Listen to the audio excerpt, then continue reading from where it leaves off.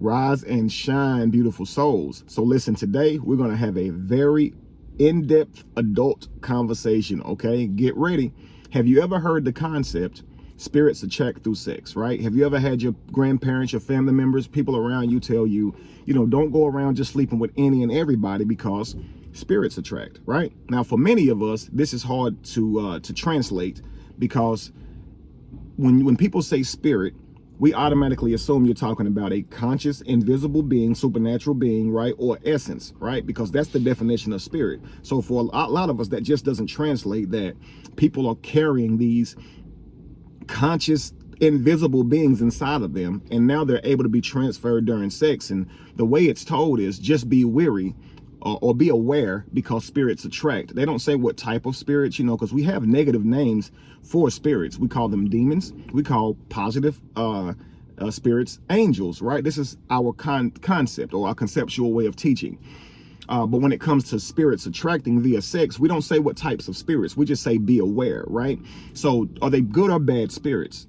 What I'm going to try to do is bring some clarity to that. Before I do, I just want to say that I am full aware that there are people who are from different customs, cultures, religions, ways of life, and you may disagree with this based on what you've already been told or taught. I'm okay with that. My thing is listen, do a little research before judging and ridiculing, because this is going to be touchy, all right? Y'all ready for this? First, let me start off with a movie, okay, just to give you guys an idea where I'm coming from.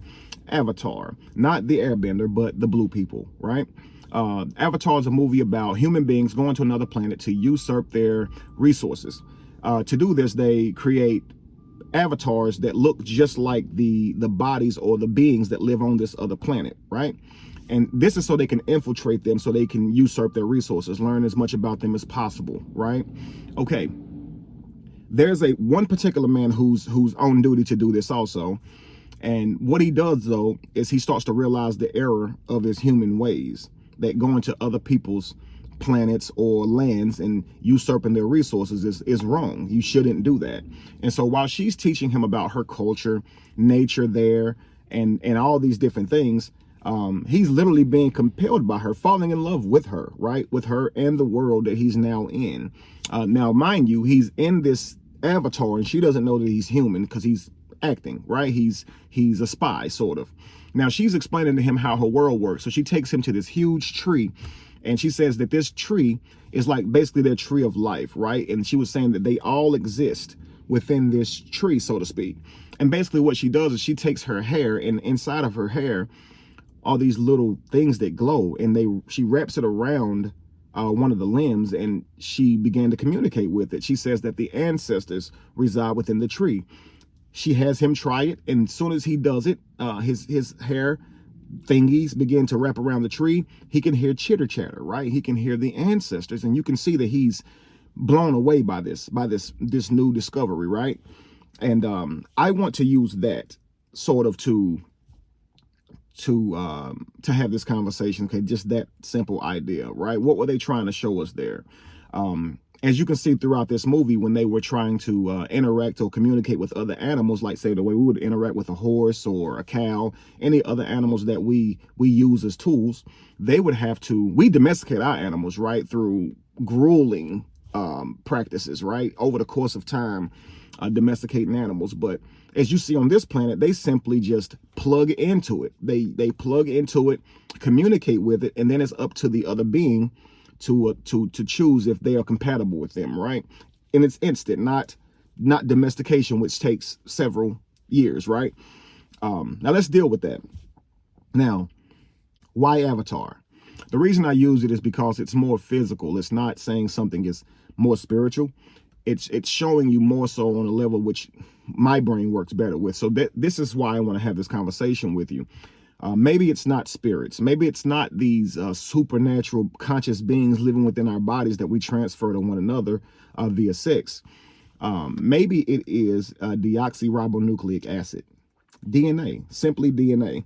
DNA can be transferred, DNA alters, DNA evolves, DNA devolves, right? So based on who you're sleeping with, based on their vibration, their mindset, their DNA, all of these things can level you up or bring you down. You understand? Now, have you ever had sex with someone and you felt down the next few days, right? You felt like you woke up on the wrong side of the bed, couldn't get it right, seemed that your world was filled with drama those next few days? Or have you ever had sex with someone and you felt very enthused, very inspired the next few days? You woke up happy, right? Intrigued, joyous, right? Now, this could be linked to you taking in bodily fluids from the other person. And this is why I say DNA, okay? Let's just look up real quick. And that's why I say do a little research before you ridicule. A simple Google click can show you guys that there are benefits to sperm. Here's a simple Google click, okay? A benefit to sperm says that researchers have found that exposure to semen is good for women's health because of the mood-altering chemicals of this body fluid, okay? Earlier research has shown that these chemicals not just elevate mood, but increase affection and induce sleep, but also contains vitamins and antidepressants, okay? Now, let's go again. Another one says that scientists have discovered that a protein in semen acts on the female brain to prompt ovulation and is the same molecule that regulates the growth, maintenance, and survival of nerve cells. So as you can see, sperm ingestion aids in neurological benefits, okay, cognitive function, mood, right? As you can see, many different things, right? But let's just go on. A simple Google click. Again, this is what I typed in. Does vaginal fluid have any medical benefits for males? Here's what it says. Yes. Sexual fluids carry multiple bioregulating chemicals, or sexual fluids carry multiple bioregulating chemical structures that can increase both physical and psychological well-being. Wow. Ingestion is the most common way to receive benefit, but even contact with the mucous membrane can prompt positive reactions. Wow. Do you guys see this? Amazing, right? Simple Google clicks can show you that our body fluids can actually help one another, whether that be through sustenance, like as a man with a woman, or cognitive function, all the benefits that you've seen with both, okay? This is just a simple click. So the more you guys do research on this, you'll see even more things. I found that men can actually be sustained through oral sex or the consumption of a woman's vaginal fluids. That's out of this world crazy, because that means that a woman could actually feed a baby through her breast and a grown man through her vagina, okay, which is saying a lot. So we're not taught this stuff. We're just taught simply what sex is and or whatnot. We don't learn all of this stuff. But as you can see, when you start to do a little bit of research, you can see kind of what our old heads was talking about. Now, they were using what they understood by using terms like spirit and things like that, but maybe they were on to something here. Okay, so I'm not doing this video to disregard any of their old teachings. What I'm trying to do is bring clarity to it. Maybe they had a point here, right? So now I'm going to use a scientist, because I told you this is going to be backed by fact, which means people have studied this stuff before, done experiments to see what they came up with. I just read to you some things where people have studied, okay? Not just coming from Kevin's mouth, but things I'm studying and looking at as well. All right, now I'm talking about my experience, both spiritually, okay, and experiences in the world, okay? And when I say spiritually, I just mean experience as far as things that are in my mind, things like thought. I call spirit things like that you can't see, like thought. You can't see thought, but yet we know it exists, right?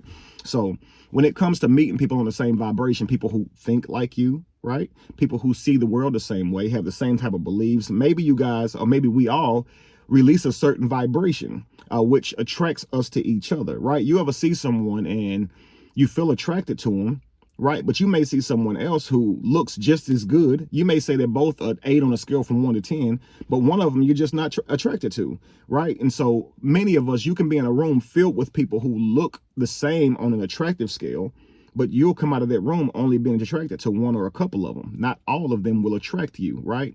And the reason for this is likely the vibration. And we'll say this, I'm not feeling his vibe, or I'm not feeling her vibe. I vibe with her. I vibe with him, right?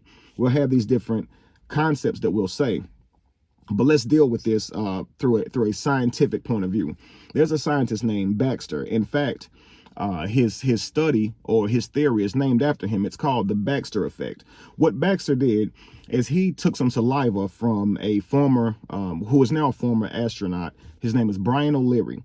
He took some saliva from him, and he was to test this saliva throughout the day. Now, saliva outside of the mouth can last for about 10 to 12 hours. So this scientist is doing studies on the saliva while Brian O'Leary leaves, and he's going to take a flight.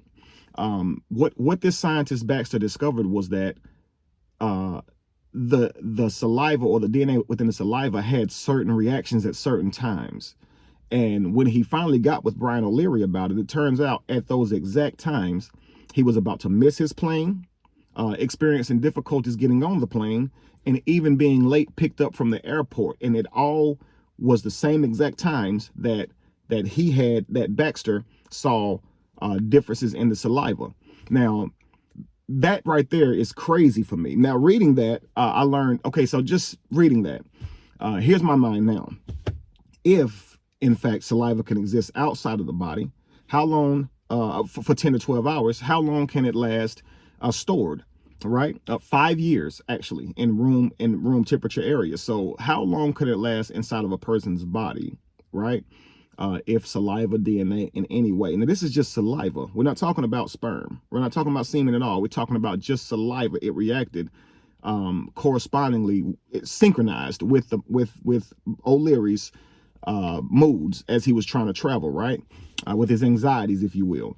That to me says a lot, okay? Because what does that say for sperm, right? If you're having sex with someone, or vaginal fluids, if you're having sex with someone and their DNA becomes inside of you now, maybe you are dealing with the emotions of the other person. If they're waking up on the wrong side of the bed, if they have a lot of drama in their life, maybe that's why you feel like you have drama in yours. If they wake up angry, maybe you wake up angry. Maybe you don't know the difference. And if you have multiple sexual partners, maybe it's even harder or more complicated now to figure out why you're going through this. But many of us can admit that we've had many emotions that we simply don't know where they came from. You wake up sad and you just simply don't know why. Nothing's wrong in your life, right? You wake up angry on the wrong side of the bed and nothing's wrong. But typically what happens is when we wake up on the wrong side of the bed, we find things to be angry about. And then that seems to be why we're in a bad mood. But we woke up like that. You know what I mean? Say I woke up like this, right? People often say that I woke up like this when referring to their the actual body.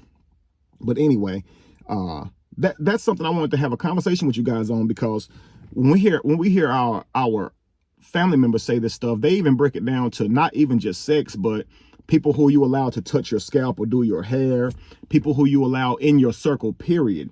And this is also on Avatar. Whenever she's inside the tree, she's saying that not only through connection can you actually communicate, but your being, like your vibration, communicates, right? So and we know this, we say one rotten apple spoils the whole bunch, right? And so if you guys go to a church or go to a club, if you see people excited, you can feel the energy, right? You can feel the same energy if you're in a church and you hear people like yelling and screaming in joy and running and they're dancing. You can feel their energy, right? Now, many people in those buildings believe that what they're feeling is a supernatural presence, but it is in fact the energy from the other people. And we do the same thing in clubs, right? Any type of exciting arenas, ball games, right? People feel the energy of other people, right? And so if this is true, being around a bunch of negative people can negatively impact you as well, right? Our bodies are like batteries. We're positive and negative. And so we're constantly putting out something, and you always have to ask yourself, what type of energy am I emitting at this moment? If people all around you are negative, if you can maintain a positive attitude, you can possibly convert those people over to being positive. However, if you're not that strong of a person mentally, they can convert you to being negative just like them. You can take someone who never complains, put them around a bunch of people who complain, and they'll begin to complain. Or if they're really strong, they'll begin to convince, not through trying to tell the other people not to be negative or to complain, but just by simply their lifestyle or their energy, people will stop complaining, right? It's crazy. So I wanted to have this conversation with you guys so you guys can think about this. When it comes to having sex, when it comes to sex, period, look at how we view sex. Most men, we look at sexual organs. In this culture, we look at sexual organs. We look at the face, the size of the butt, the size of the breast, We look at the face, we look at hair, we look at physical appearance and kind of decide whether or not we're attracted to a person. Well, in many other cultures, that is simply not what they do. Some people, it's based on scars on the face. It's based on a bowl in the lip, right? An earring. It's based on other things, right? That would tattoos. It's many things turn other different cultures on because they're taught to be attracted to different things. So we can't say that it's natural to be attracted to someone physically. And this is why I mentioned that someone can be attractive to you, but you still may not have that connection or be turned on. You may find them attractive, but you may not want to be with them. You know what I mean?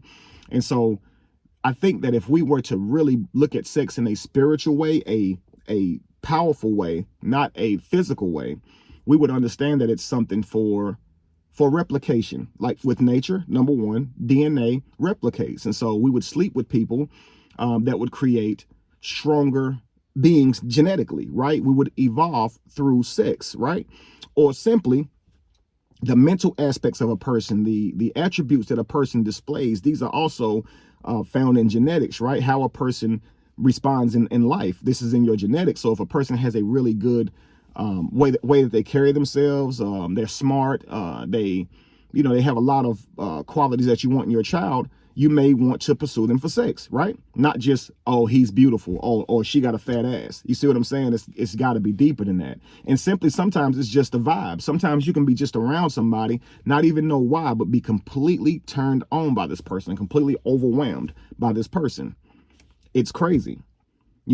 And a lot of these things we can't really truly explain. So what if it is the vibe of a person? What if it is the DNA of a person, the lifestyle of a person, the thought patterns of a person that's kind of bleeding through, and we just don't see that? You know what I mean? So of course we live in a culture where we're looking at the outward appearance of someone, but maybe it's deeper than that, right? Because even when you can see the outside appearance of a person, it doesn't dictate whether or not you're going to be sexually attracted to that person. You may just say they're good looking, but you may not want to have sex with them. But then someone who you may not find to be as beautiful physically, they may have you going crazy, right? What if it's your body, your biological body, having more knowledge than you, okay? Then your brain can understand, and this is why you simply can't explain it, because the knowledge is within your cells, not your brain, right? The same way, like your adrenaline kicks in. It's not kicking in on cue. It kicks in on its own. Our bodies are in charge of a whole lot more than we give them credit for. Right now, our heart is pumping blood and oxygen throughout our whole body, right? Certain parts of our bodies are digesting food. They're doing things that you're not mentally controlling them to do, right? And so the temperature of this car, the temperature of outside, I don't have to tell my body to tell me that temperature. My body automatically knows if it's cold or not, right? And so maybe the same way, you don't have to actually activate this or ask it to work, ask your spidey sense to tingle, so to speak. Maybe it just does. And because we were never taught that, we never looked at it that way. And we simply downloaded the data that we were given first, right? Spirits attract, and we didn't look at it as something deeper.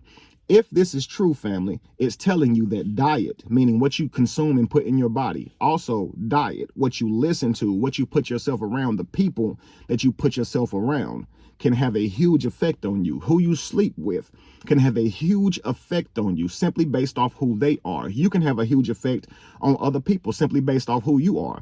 Maybe you'll do research on this and realize that if you are in a bad mood, you're in a rut, you've been depressed, out of it lately, it's probably not a good time for you to have sex, because you could pass that, right? Think about it. If a person displays a lot of negative attributes, maybe that's not a person you should be sleeping with, right? If we thought about life like this, what type of behavior would that yield? You understand? Just a thought. We will talk more about this later, but I just wanted to make a quick video based on this because I mentioned it in a live, and many of you guys were asking me to make a little video about this so you guys could share it or whatnot. So that's it, family. I hope this brought a lot of knowledge to you. I hope it forced you to think a little bit, whether you agree or disagree. Like I say, eat the meat, spit out the bones. If you can relate, please let me know. If you disagree, that's fine. Let me know. I just ask that you guys be open-minded. Okay, do some research first before ridiculing. Okay, that's all. Be evolution. Be the change that you want to see. No candle loses its flame from lighting another. And if you were to ever find yourself in the middle of chaos, it is in that chaos that you will have found yourself. Peace.